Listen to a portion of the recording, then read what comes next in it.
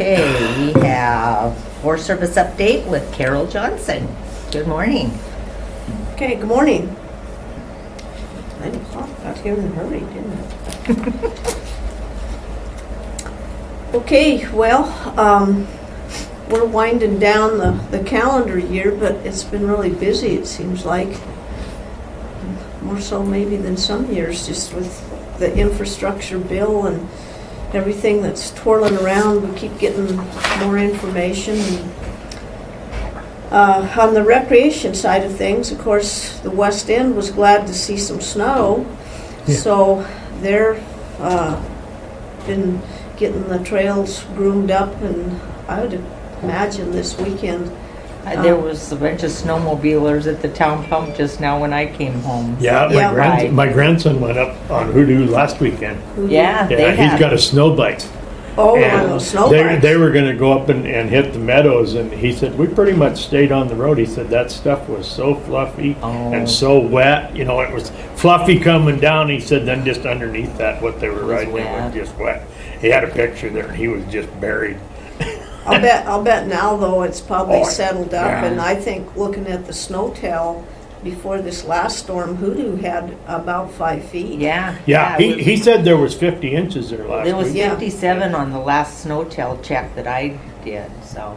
And I know, I think Nancy Parkin was up there at Savanac shoveling and cleaning stuff up, and said there was about 16 inches right there at Wow. Hagen. So they've got good snowpack. Yeah. And I would think there'll be a lot of people out between this Christmas and Oh, yeah. New Year's. So hopefully we don't have anybody get in trouble. Yeah. Getting way back or getting into a slide or something with that. But and then starting in the new year, of course, Heather will be working on applying for grants. That's kind of when the grant cycle for a lot of trail projects and that sort of thing come due with the state. So we're starting to get busy with that. On the timber side of things, our timber crew yesterday was their last day. So they've had a pretty good season, and they've been over at Plains Thompson Falls, since we're a shared crew and a shared section, working on thorn salvage for the thorn fire. And then they had some, I think, a mule pasture sale or something in there that they were doing some marking on. We still have, or the little sale that's going to be in Quartz Campground, that should be coming out for advertisement in right after the new year. I think they're just about finished with the contract package, and so hopefully I'm hoping by February that they'd be able to get whoever gets it, get in there and get started clipping some trees out of there. Yeah. Because we That'd get rid of all that burnt or that dead stuff that's right along the edge. And yeah. I see one about that big around hanging right over that new toilet system that they got on that side of the. Oh, really? Yeah, I told Donna, I wonder how long that'll last. You know, Yeah. and that was before that windstorm, so it might not be there now. I don't know. I don't know that it came down, but you know, we do have pine beetle Yeah. working pretty hard in there, and Yeah. we took out a number of trees last spring that were totally browned out or gonna be, and so we really have to treat that stand, or I mean, just every year it's gonna Yeah. just keep taking pockets Yeah. out in there, and we spent about $20,000 last year just spraying in there right around the particular campsites, trying to maintain trees right in around the campsites themselves. But we can't continue to do that. That was just an interim measure until we can get some treatment in there and try to thin that out to get rid of the pine beetle infestation in there. Let's see. The other work that's been going on here, we've continued to do marking and layout in the Red Bull sale. And so The Phrygias sale, which would be the first one up there in the Coal Creek area, done a lot of work in that. So we've been actually working on 3 sales that would come out of Red Bull, just to have those prepped and, you know, the Ready field to work go. and things ready to go. So when we do get a decision, we could try to implement as soon as possible. We still have active sales. There's not a lot of activity in the sales, but a lot of them have like one line side still working.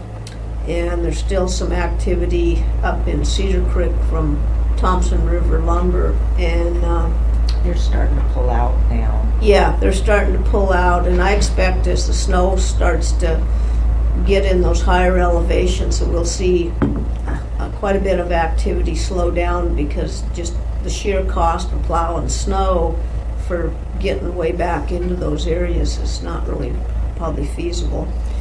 And we did have, I think day before yesterday, there was a report of a log truck and a vehicle accident. And Lori, do you know where that was? I didn't hear where it was at. About 4 miles up. 4 miles? Yeah, so I would think it would be below the steel bridge, so. Okay. And all that I know is there was no personal injury. It was a log truck going up and a vehicle coming down, and they met on a blind corner.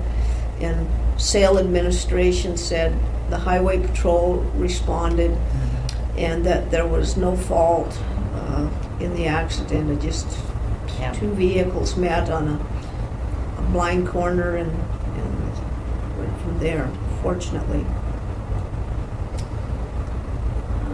On the lambs side of things, I think I talked a little bit at the collaborative meeting, Lori, about, we've trying to work with the Snowmobile Club that owns the Salties Trestle, and applying for some funding, looking at applying for some funding to do the trestle repairs there. But one of the difficulties that we have is applying for federal funding when that trestle is owned by other than federal. And so one of the things, Heather's been working with the regional office lands people, and they have suggested that the Forest Service acquire an easement across that trestle, so that the Forest Service would then show some ownership in order to apply for either Great American Outdoors money or some infrastructure money, or whatever might fit. But I don't know that that's finding a lot of favor with some of the people in higher recreation positions. So we've got a little bit of homework to do. I don't think they understand really what, they haven't seen it, they don't understand how it relates. So we have a little bit of work to do after the first of the year, trying to see what we can do and where we would go with So that. how far does the Forest Service own on that railroad bed? I mean, as you get closer to the trestle, where exactly does it turn private then? Oh, we're good almost up to the To the trestle trestle. on the west side. And then the east side, the private goes. There's a couple of them. There's a little bit of Yeah. private there, yeah.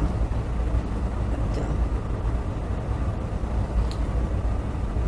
Yeah, that's an odd situation. Yeah. it is, and the reason that the club, purchased that, because there was, when Davis owned it, there was some thought, or maybe he had said something about, at that time, the salvage price of steel was pretty high, and if he couldn't sell it, he was looking at the potential to maybe salvage it. And so the club stepped up and went from there.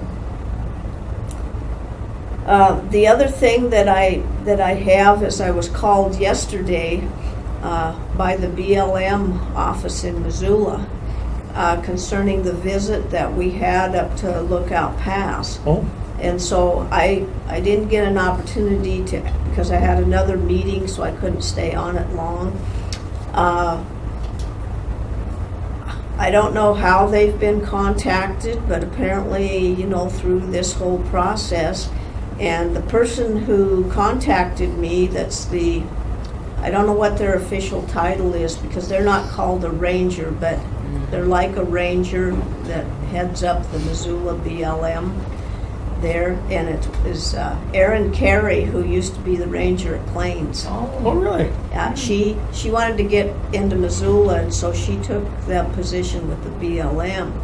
But one of the things that she called me, was talking to me about, was that if the BLM does the survey of that state line, at least in my understanding, is that the Forest Service has to pay for that survey.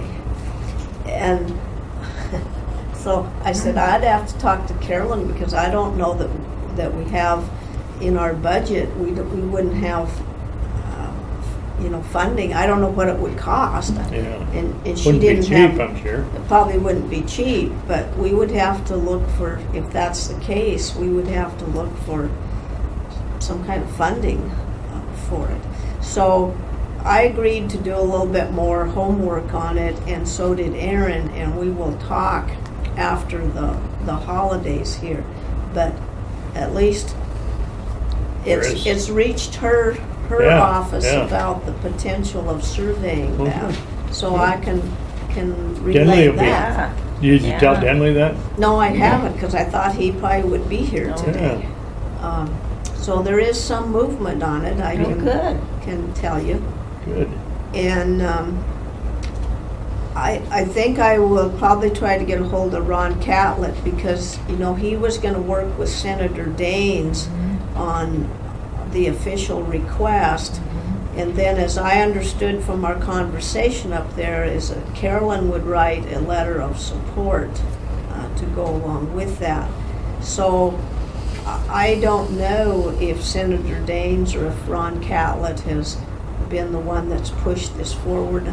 So I may need to call him and just ask a little bit more.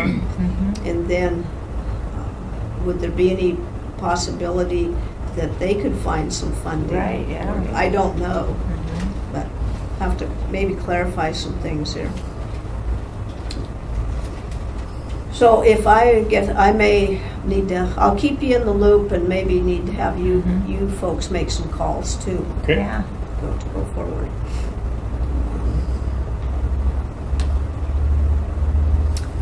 On the fire side of things, of course, everybody's pretty much laid off or taking their leave right now there, but we just are completing fire hire.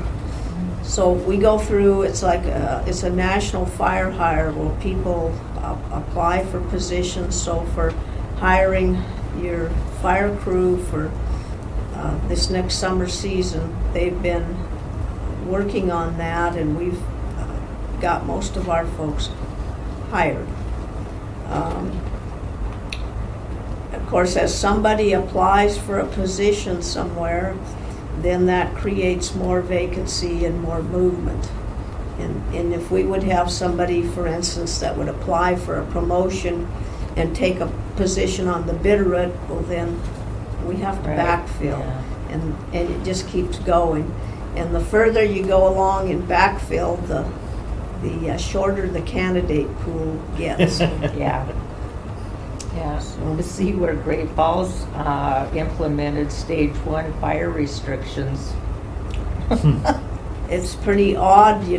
to think this time of year, but with the winds and Yeah. that they've had, and a lot of those places are still extremely dry. Right, yeah. They had a little skift of snow, but they were saying that fire could still burn, so. Especially if somebody's lighting them. Yeah, so. Yeah. Is that something? That's horrible when you think of the homes that Oh, were yeah. lost and Yeah. everything. Boy. And then I heard that they were interviewing a person, a homeowner on the TV the other night, and was saying that when people were evacuated, there was looting No kidding. going on. And you Really? think, right here in Montana, in our smaller rural communities, that we're Wow. having that. So,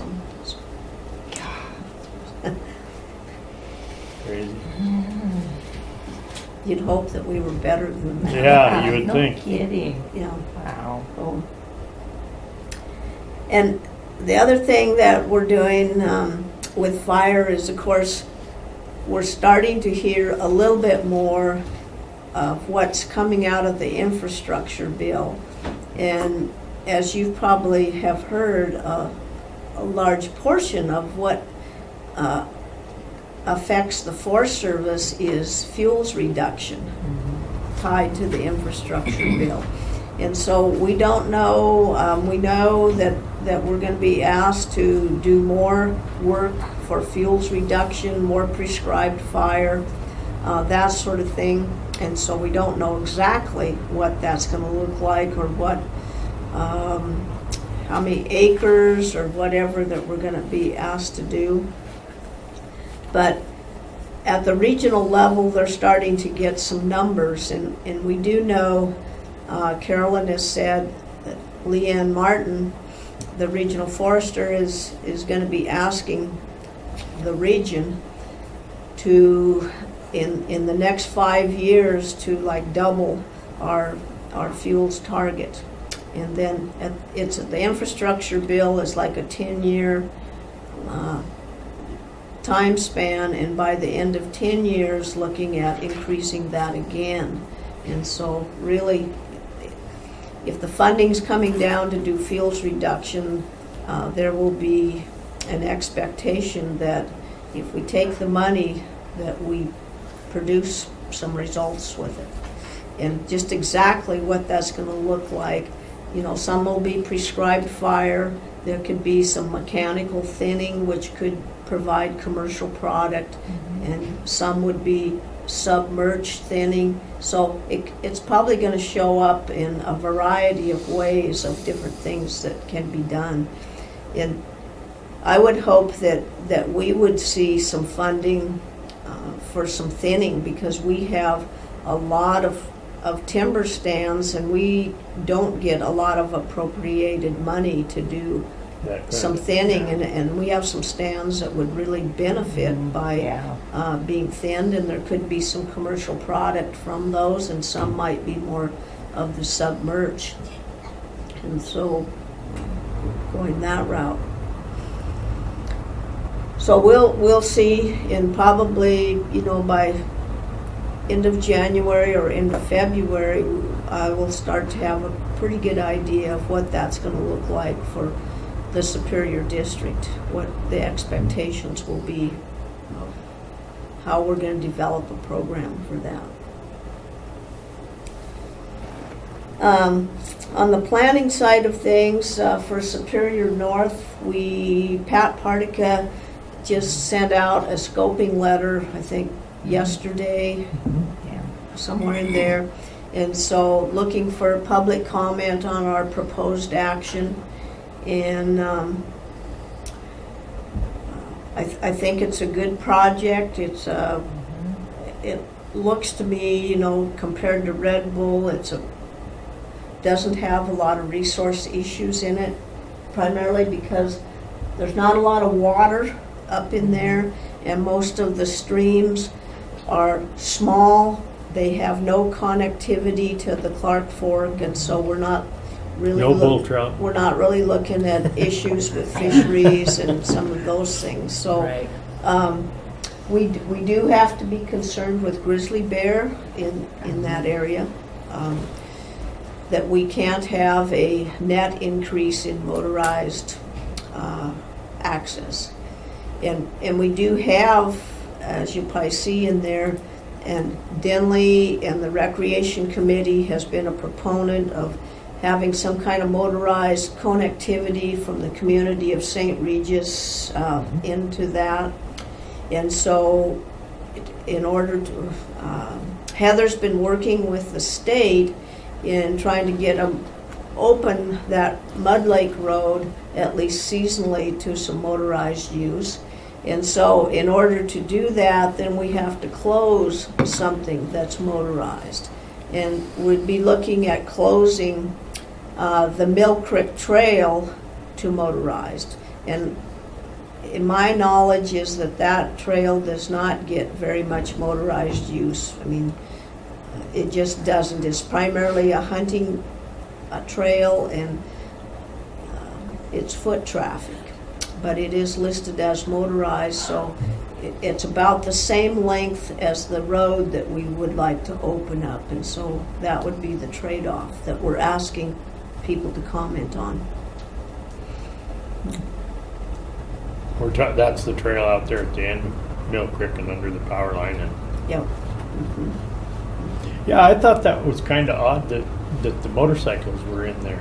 Isn't that what it's not? You can't have four-wheelers Yeah, in there, but motorcycle. It'd be yeah. motorcycle, Yeah. Dwayne, you're correct. So that's the trade-off. If you add motorized in that area, you've gotta, you can't have a net gain, you gotta take away something. And to me, that seemed like a fair And trade. and the other part of that would be from, you say Mud Lake, and that would come from like in above the sewer lagoons and over into Mud Lake. Is that Yeah. the old part of the old Burr Saddle? Is what I always call it. It would be, Yeah, and you could yeah. connect through there, and, Yeah. and so it actually would make a nice, like a four-wheeler Yeah, yeah. access. Yeah, that would be a and good you one. could access from the community of St. Regis Yeah. and come through there. And there's some other trail opportunities. And that used to be open, you know, for years that was open like that, but Mhm. it's not anymore. So, and then on, for Red Bull, you know, we're still waiting on consultation from U.S. Fish and Wildlife Service. And then the other thing that we were waiting on is anytime that we have openings greater than 40 acres, we have to have approval from the regional office. And in Red Bull, we had a number of units that were regeneration harvest that certainly were larger than 40 acre openings. And we just received that this morning, Okay. that letter of approval. So the only thing we're waiting on now is consultation from U.S. Fish and Wildlife Service to move forward with our decision. And they are starting to work on Red Bull Good. as we speak. That's been a long time coming. It has been. And one of the things that Leanne Martin, the regional forester, because so many projects are backed up or backlogged with trying to get through U.S. Fish and Wildlife Service, that I believe she is providing funding. They will actually be Forest Service employees, is hiring 2 to 3 more biologists to work on consultation to try to get projects through quicker. Oh, good.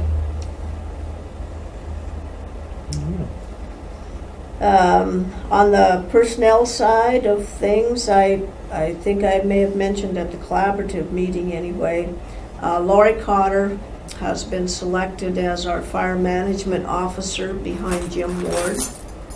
And so she was the assistant one of the assistant fire management officers on the fuel side. And so that vacated her position, and we are in the process of filling that.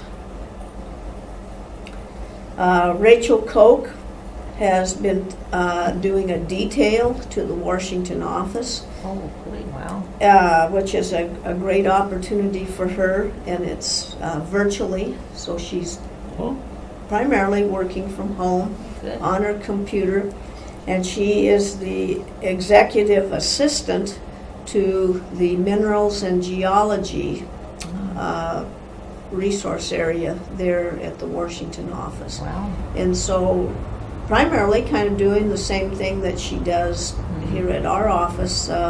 She takes minutes of the meeting, sets up the Teams calls, gets correspondence out to wherever it's got to go, that sort of thing, directives, letters, all of that sort of thing, but she's doing it virtually. And her detail goes until about mid-February. Oh, wow. So, the other at the front desk, Amy Erickson was my front desk customer service person, and she has taken a new position on Missoula Ranger Oh, District wow. as being the admin assistant, or doing what Rachel Koch would do here. So it was a promotion for her. And so right now I don't have anybody in my front desk. Pretty quiet around there. So all I have. Nobody to argue with. Yeah. Is I have, people just filling in or setting in. So if you call or come over, if people do, we may not be able to help them in the same manner that we have, because both my front office people are gone. Huh. And so much of what we do, you have to have permissions to get into, access on computers, and even selling maps and that sort of thing. It's accountability because you're taking money. And so we're doing the best we can. But I've lost both my office dear. people till Rachel comes back. Huh. I think they have selected a new 9-mile ranger, but they haven't been able to announce that yet because the human resource hiring portion hasn't completed all of their paperwork yet to where Carole can make an announcement. But it will be coming soon, and I think they've made a selection, and it's just finalizing the process of the paperwork. So we'll know soon who that is, and as soon as there is an announcement, I'll try to connect with that person and make sure they know, and see if we can have them come to the meetings, just like we've been, like Eric did, so that we get that. That'd be good. Where did he end up at, Eric? Colorado. Yeah, and he's probably just working virtual at this time with some, so many people are. And then one of the things that we are hearing is a little bit about when will people return back to their physical workplace. And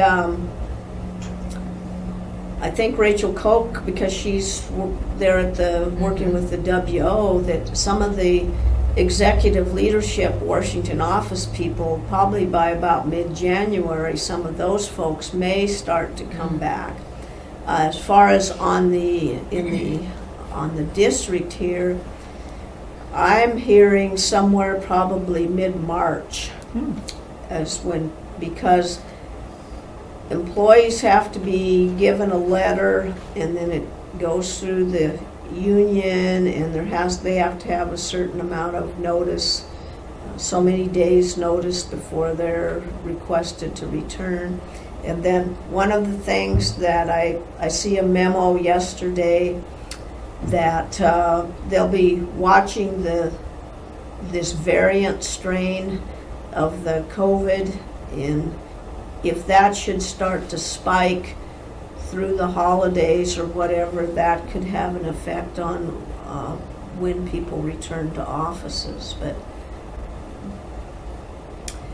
we have quite a few folks in my office, just because some people don't have good internet connectivity from home, or may not have a spare bedroom or something that they can set up and isolate where they have a good working space. So I have probably more people working from the office than a lot of districts do. And I can say Missoula is losing their district ranger. Oh. Jen Hensick, who's been there, she started a little bit before I did, and she has taken a position at the regional office in state and private forestry. And I think Jen said about the 17th of January is when she will report to her new position, so be a new ranger there, and they'll be advertising that position. A lot of stuff swinging around. Yeah. Just don't you take any positions anywhere. We won't let you. I would just go home. So that's kind of what I know is happening right at the minute. I had a Fish and Game Citizen Advisory Council meeting last week, and they had Jamie Jonkel there. Oh, okay. Do a report on the grizzly bear. I mean, he had, and this was just the 2020 report. I mean, it was like this thick.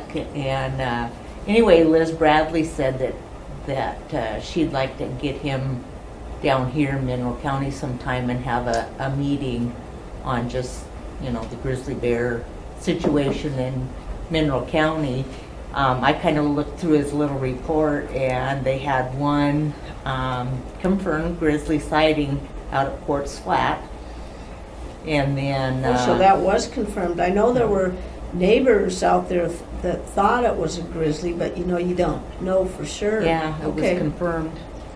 And then, of course, you know, on the 9 Mile, Huson area and everything. But anyway, it was really interesting, and he's really an interesting guy. So Yeah. anyway, she said she'd like to maybe set up a meeting sometime down here and have him come down. So Well, I made it known very clear that Mineral County and the Superior Ranger District that we were not interested in transplanting yep, any additional grizzly bears. I Thank made you. it. I made it known too at the meeting. So In fact, we were wanting to transplant some wolves back to wherever the hell they came from. Yeah, well, thank you for that. yeah, But that's going to be something that we have to keep Yep. an eye on. yep. Yeah. Yep. Yeah, a lot of things.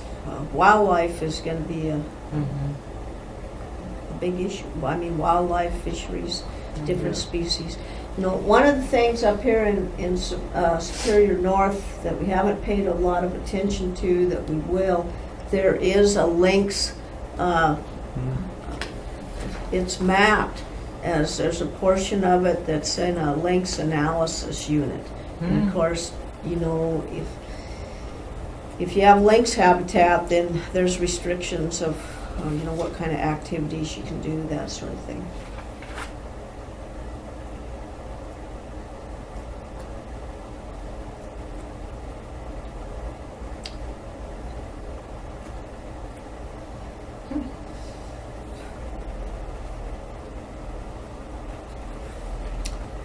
Any other questions? I can't think of anything. No, I can.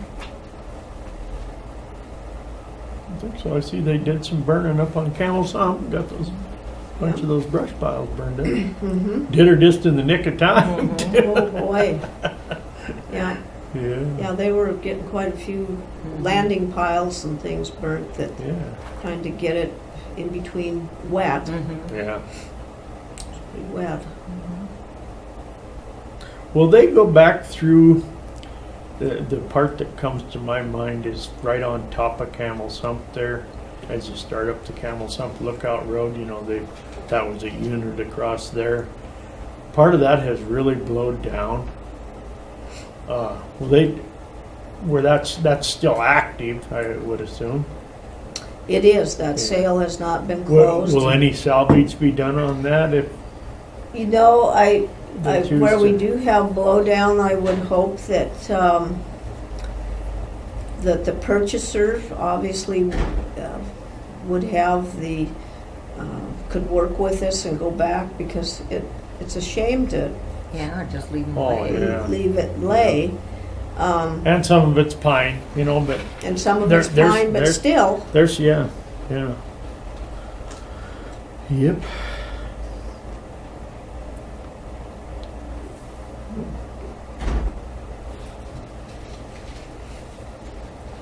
Well, thank you. Okay.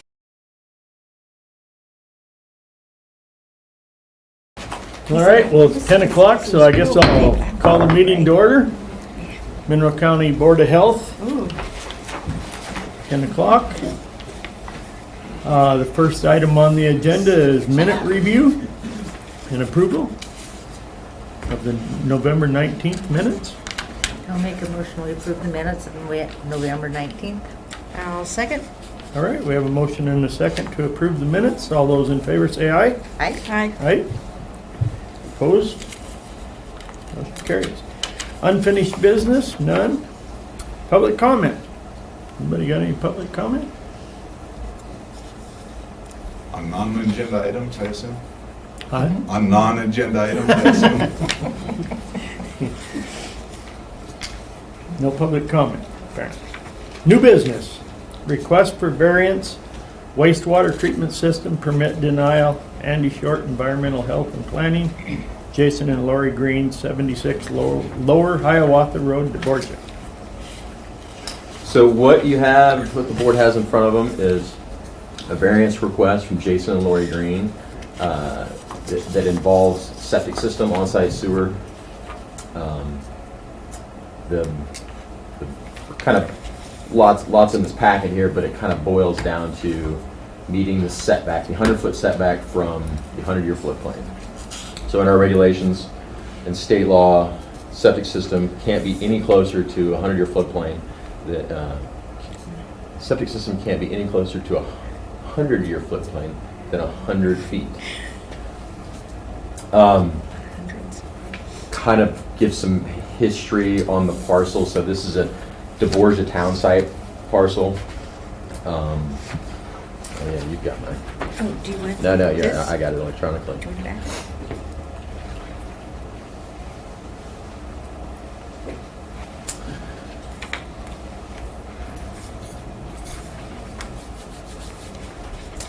Yeah, so the parcel was created in 1902 as part of the DeBorgia town site. Obviously, they weren't looking at things the way we do today. This parcel has floodplain stuff can kind of get nuanced and kind of convoluted, so I'll kind of step you through where we find ourselves today with this property in regards to the 100-year floodplain. So in the 70s, this was mapped by HUD as being in the 100-year floodplain. And this is kind of a digital representation, extremely inaccurate on many levels, right? Like the way the map was created was inaccurate. The way that it's being portrayed here is inaccurate, but it's what we had to work with. So this was the approximate Zone A when the property was purchased.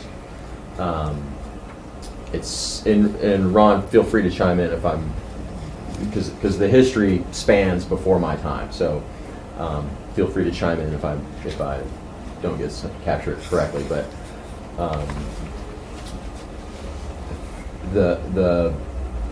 through the permitting process, it was determined that this parcel needed a letter of map amendment to determine that it was out of the floodplain.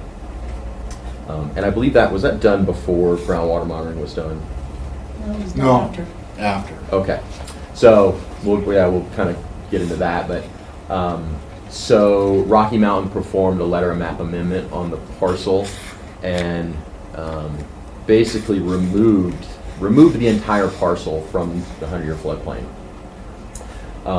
which is great.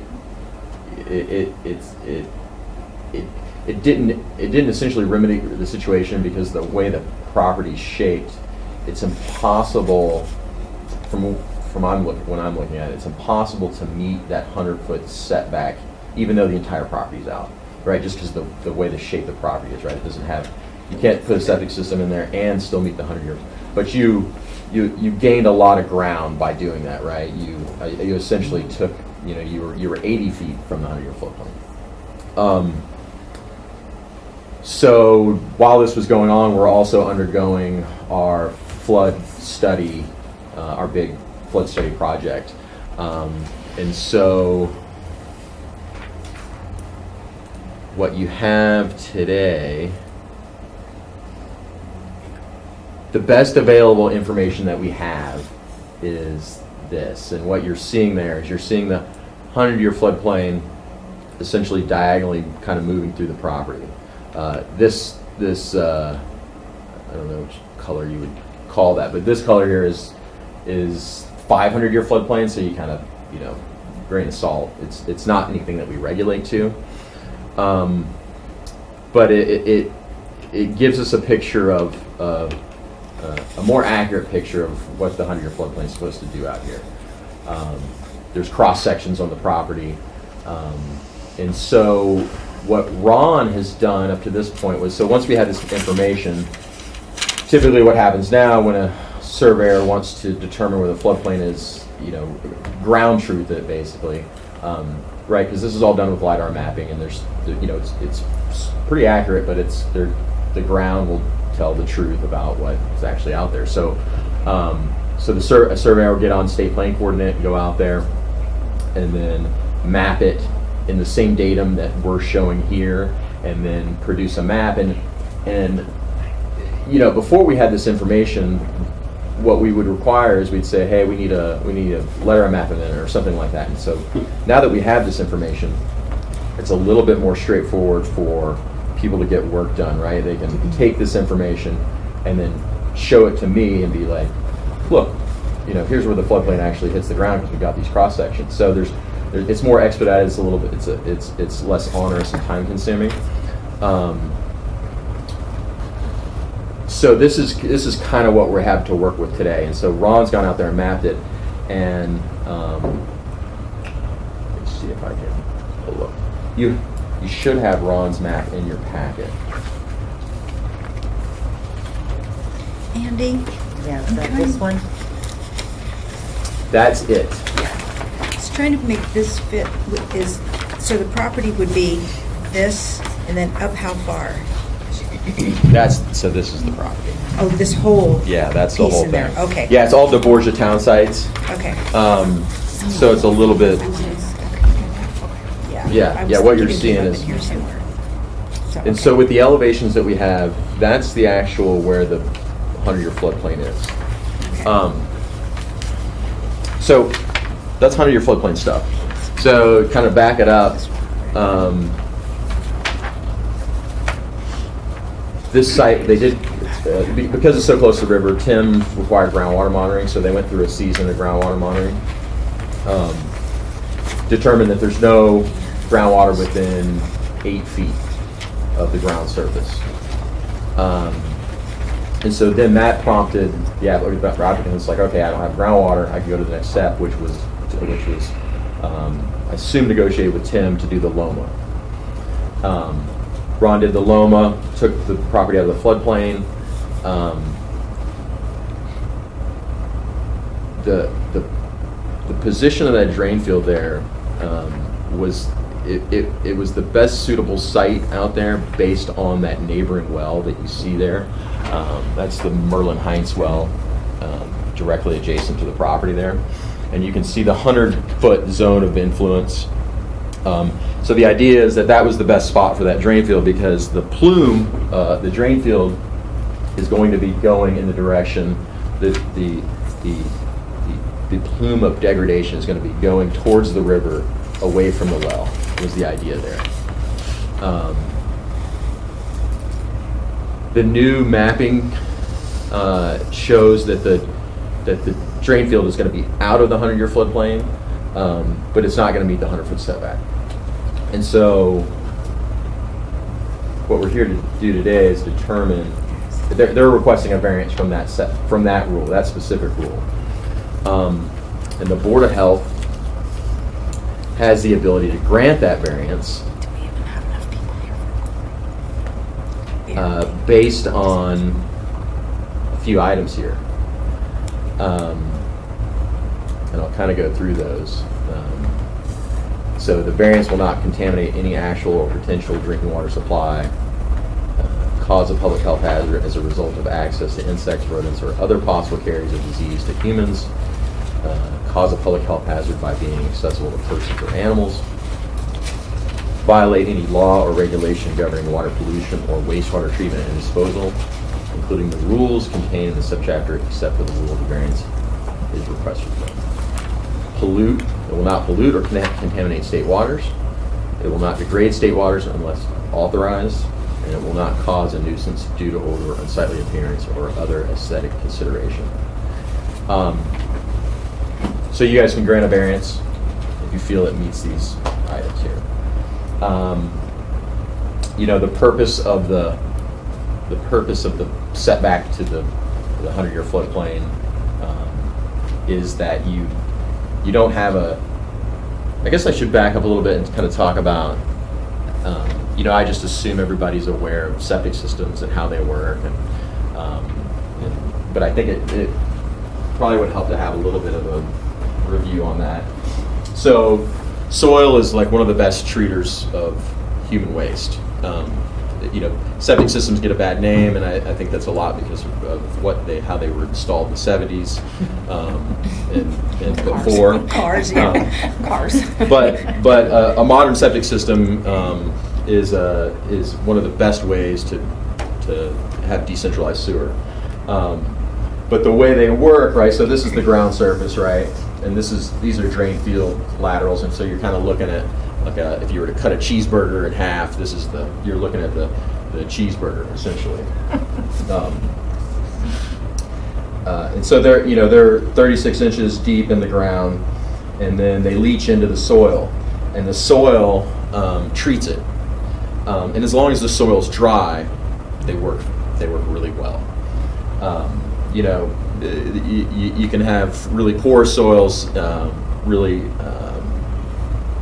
large grain sands that it moves really quickly. But the idea is still that it will, if it's got unsaturated soil, it will treat viruses, bacteria, and it also it's great because it's binding up pharmaceuticals and things are getting trapped in the soil that maybe that our municipal wastewater systems are not doing, right? That brings me back to kind of why the setback to the 100-year floodplain is set is the idea that if you do have this 100-year floodplain or you have this 100-year event, then the soils are going to be saturated, right? You're going to have this flooding event, and if it goes on for a continuous amount of time, then you're going to have this saturated soil, and so the drain field is not treating the fluent, right? It's hitting groundwater, and it's moving through the groundwater to surface water, and away you go. Downgrading wells, downgrading bodies of water. So when we look at these. The things that we're allowed to grant the variance from, that's like the one issue. If this one we were looking at was 50 feet above the river, but it was still in the 100-year floodplain, it would be easy to determine that you're not going to have saturated soil there and it's not going to contaminate state waters. But I think that's kind of that's the one where I struggled with the most is if you did have a continuous flooding event out there, the soils could potentially be saturated for a long time, and then virus, bacteria are moving into state water. So, do you guys have any questions for me before we kind of let the applicant and Ron talk? Okay. So the monitoring they did, that came out fine? Yep, past groundwater monitoring. Yep. We didn't just do it 1 year, we did it 2 years. Because the first year was a low, it wasn't a flood year. Yeah. It was a really low, the river didn't come up hardly at all. So we waited a whole entire year, and then the next year was a more normal year for the river, and we monitored again through high water. And neither year did the water come up in the tubes at the drain field location. Yeah, so if you don't have a normal precipitation year, Right. then you can't. The groundwater gets kicked to. Yeah, it's kind of Yeah. skewed. Yeah. So in those tubes we put in, what we do is we dig an 8-foot hole and we put a 10-foot PVC tube, 4-inch diameter, in that 8-foot hole and leave it, stick it up above ground, put a cap on it so we can go in and measure. So you're measuring 8 feet below ground surface, about 6 feet below the bottom of the drain field, because a typical drain field is 24 inches deep. So you're showing that you have that 6 foot of separation. So, and you're not catching that on a flood year. So a flood year, that water's gonna come up higher in the hole, and you're supposed to always have 4 feet of separation between the bottom of the drain field and any groundwater. So what we're worried about is a flood that's gonna happen. It's a 1% chance of happening on any given year, but it's once every 100 years. And so it's a one in 100 years you might come up and maybe get close to the bottom of that drain field with groundwater. My take on it. Yeah, and floodplain is always they're just analyzing risk, so how often this is going to happen, right? Like, we may never see it in our lifetime. You may see it 5 years in a row, right? It's just a way of analyzing risk. I think another thing too, with your drain field schematic that you have up there, the septic tank also treats sewage, right? And that's where all your storage is in your septic tank. And then it drips out to these laterals and drips into the ground. And usually you have 3 100-foot laterals, and we're using infiltrators today. I don't know if anybody's aware of those. So you have a pipe inside of an infiltrator that's a big open, and it allows air in there to treat and allow bacteria to grow. And that's really, it's moist soil at the bottom of that tube that's inside of the infiltrator, but it's not full of fluid all the time. That's just going to get whisked away when there's a 100-year flood. It's moist soils in that region. And they're proposing a pressure dose system. So gravity systems kind of work on this progressive failure where they kind of dump into one spot and then it seals up and then they kind of make their way down. Where this one's going to be, the entire one is going to be dosed at one time, and the thought is that you're getting much greater treatment because you're spreading out the amount of effluent that you're putting in the drain field. Instead of just hitting one spot, it's the entire thing. So with that type of system, could they control the dosing? So if we do have some really high water, they just don't run it through? Mm-hmm. Well, So I imagine in a 100-year event, this is kind of the last thing where it's going to be like hand to God. It's going to be pandemonium. You probably can't get to your house. Yeah.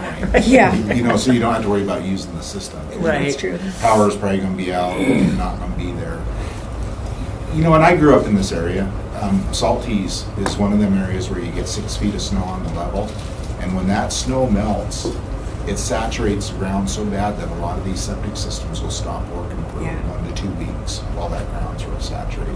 And your septic tank just has nowhere to go because the ground's so saturated that the laterals aren't letting the fluid go out, so it'll back your septic tank up. And so for about a 2-week period there, you're real careful about doing laundry and stuff. But the ground is saturated. We live in a snow belt in a valley, so we see that once a year, no matter what.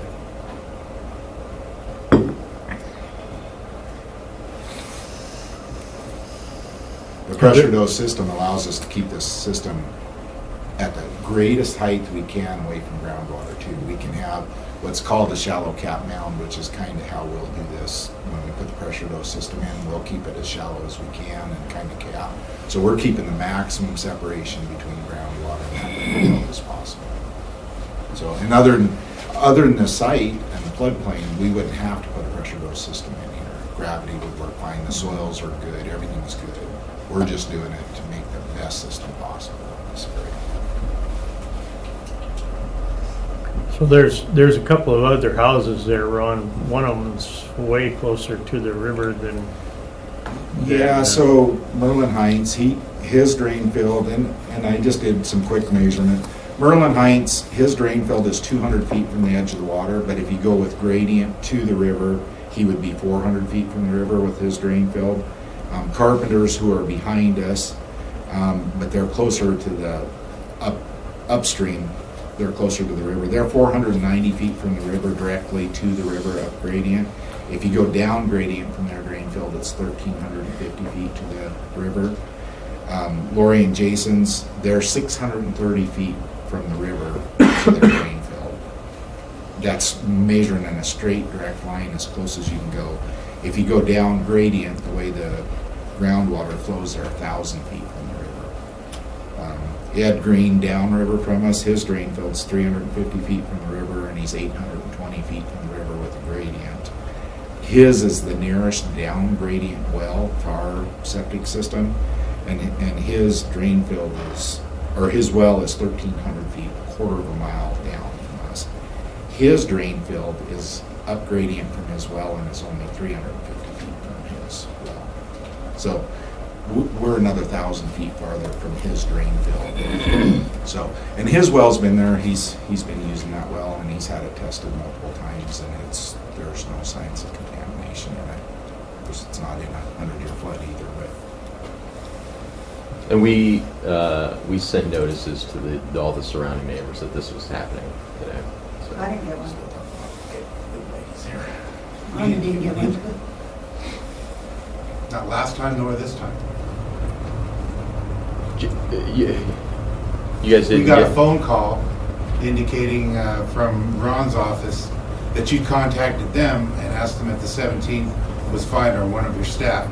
We received no letter, I got one. no correspondence. I got a phone call from Well, Jason. what was the letters that you sent out, though? They weren't notice of the meeting. They were, what were the? It was these reports that we're going over. So those, not the one you sent him, but the report that we sent out, I emailed to Kim and to you guys all at the same time. The legal, The variance staff report, yeah. I got that. So the adjoining I- landowners just. I'm went the to only one that got it. Rhonda didn't get one. Well, it might have, if you, it just came on the 15th, Lori said, but I didn't look on the 15th, that was just yesterday, so I didn't look. Okay. I have one. Good. Yeah, and we would just assume you guys would communicate to your client, but maybe, yeah. Yeah, I knew about it because Lori told me about it, and I watched your little video things on the first meeting saying that there was gonna be another meeting, so I did know, but not because I was notified, but because I watched the video of the first meeting that said that nobody was notified, so there should be another meeting. So I did know. Where do you live? Me? Yeah. This is Rhonda. That's This is Rhonda Ed Green. and Ed Green. My Ed and Ron. sister-in-law. Okay. Yeah, we sent them to the Carpenters, to Davis, and Merlin. Yeah. Okay, those are the other side, and Rhonda's down. Rhonda and Ed are down. Right. Yeah, we just cut it off somewhere, right? It's like, I think those are the only houses in that area. Yeah. It that's is. the only part.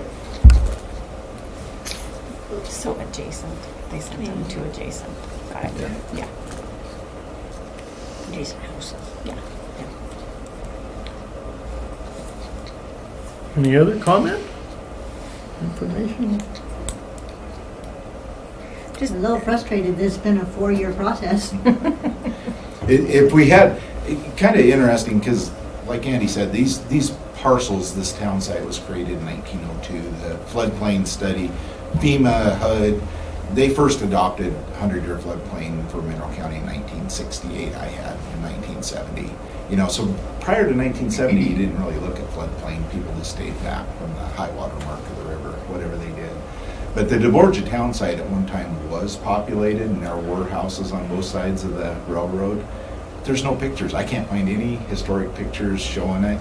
Because if you could prove there was houses on this property, they had to have drain fields. This would almost be a replacement system more than a new application, which puts it in a whole different set of rules. But I couldn't find any pictures. I tried. That was one option. But DeBorgia was it was a heavy populated, multiple bars, restaurants, a lot of motels. It was a busy area at one time. And that's what this town site was there for. There's probably pictures at the museum. But museum? Some, but I tried to find some of this area. There's a lot on the other side of the interstate, that portion of town. yeah.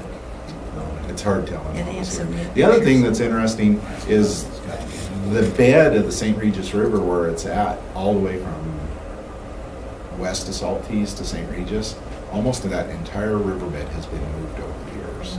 It's been moved for the interstate, it was moved for both railroads, And so it's been shifted back and forth, and there's very little original river channel left today, which makes things interesting too.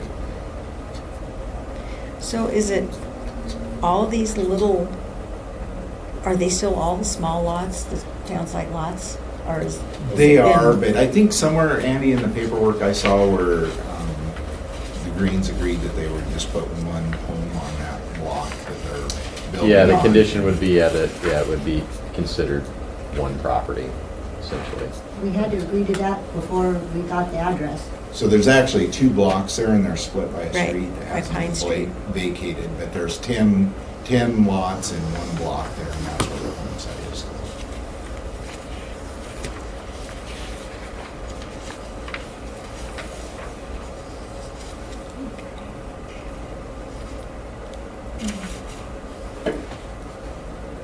And this is it now. We've retired, we've sold our home, we're here, and this is all we have. Property values have gone skyrocketed, so we can't go anywhere else. Even the modular we were gonna put on went up $100,000 since this whole process. I think I got the opportunity to take Dwayne up there with me and look at the area. And Yeah, I went up with Ron last Monday, was it? No, last Wednesday. Before it snowed. Yeah, before it did snow. I feel confident that we would be safe doing that.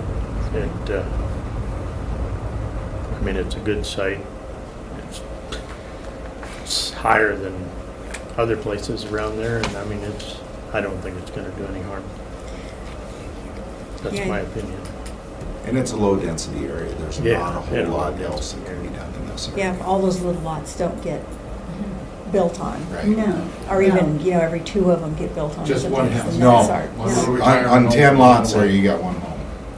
On this line, we're gonna have a house down here at the end, not Right. even at the front of the property, all of it back Well, maybe a Just one. small little shed too for my tools.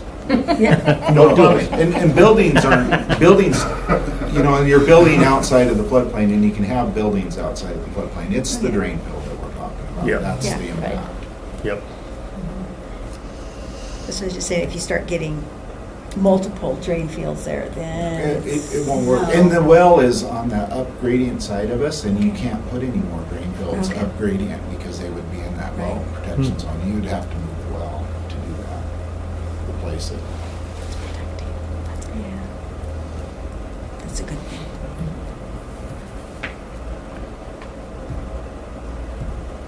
All right, if that's all the comment, then I guess I would ask for a motion to approve this variance. I'll make a motion to approve the variance for Jason and Lori Green's property. Have a second? I would second, and is the condition in there for the one drain field and, Yeah, so I would like to make a couple conditions, if you guys are leaning towards approval. Okay. That it's, obviously, it's for one septic system, one home. And that the well will be drilled, as close to the center of the property as possible, so it's not affecting people to the north, essentially. So, I think you had a proposal, right, that the well would be kind of drilled over here. Ron? Yep. Yeah. It'll actually be in the other block. Yeah, and to put that in a condition that, you can kind of see how the Merlin Heights well kind of affected this property, right? They drilled it. And so to avoid that for other people, just a condition that it'll be, I guess you could put in there a site plan to be provided to the Environmental Health and Planning Department that would be approved by me. You guys are comfortable with that? Yeah, just. Okay. that'd be good. You agreeable with that? Yes. Okay. Absolutely. And actually, right now, Carpenter's daughter bought the property across the railroad right away, so we're doing a septic system for them and a site plan. So we're going to make sure it all meets and matches together with the Carpenters and this one. So, Good. Ron will tell me to put where the stuff goes, and that's where it will go, Okay. if that's acceptable to you. with Andy's Yep. approval. Yep. Yeah. And there is room for a well, where we've shown it on our proposed lot layouts. Is, I think, the right location for it. All right, I would add to that motion then that the well be placed as close to the center as possible. And what was the other one? That it'll One be drain The field. one drain One field. one drain field, One yeah, drain. one drain for, yeah. Okay. And we still have a second? So have a second. All right, all those in favor say aye. I, Aye. Opposed? Motion carries. Thank you. Okay. Thank you you. very much. It's a long process, a good end to it. that's good. I got a question, after the fact. It's been 4 years. A long time. Where do I go to get this permit, and can I have it in my hot little hands today? I think I have stuff to do. you applied for it, Already have a thought. You should have an paid application. and applied for it, Uh-huh. In October of 2017. and so it's in our queue. There'll be we don't do these for the Board of Health very often, but I assume what we'll do is we'll write up an approval for everybody's signature, similar to what we do in subdivisions where it's like, the board hereby approves. And when we get that, we'll send that to you. Can I get started immediately, like land prep? Like to push down some trees and grade some gravel. No, not in the snow, but I'm telling you, let it go. Yeah. I know that feeling. Guys, it's been a long time. I'm ready to rock, ready to make moves, you know? We actually, if we staked the drain field last week where the proposed location is, so that's staked out there if you need it. Okay. Okay. Yeah. I think we might have staked the well too. I think we did. If we didn't, we will. But Jason, you're probably not putting the septic system in. No, not right now. No, It's he just terrible. wants to know that he can start groundwork I for like the to go out there house. and turn a piece of dirt over and say, behold, this is where my septic was. And then trees need to be cleared out there. I got a lot to do. We have a lot to do. There's a lot of prep work, trees and everything, to be ready to have it installed. Yeah. You know- Get on the well driller schedule. Yes, there'll be a lot of With that. that. Yeah, that'll be He's a okay. But I'd like to get started if that's okay with this board. Yeah. Okay. Fine with me. Yeah. Awesome. Thank you. All right. Thank you so much. Thank you. Good luck. Thank you, guys. Yeah. I hope the snow drops a little bit for you. It probably won't now that I got one. Yeah. Yep. I'll probably get another 12 people. Oh my God.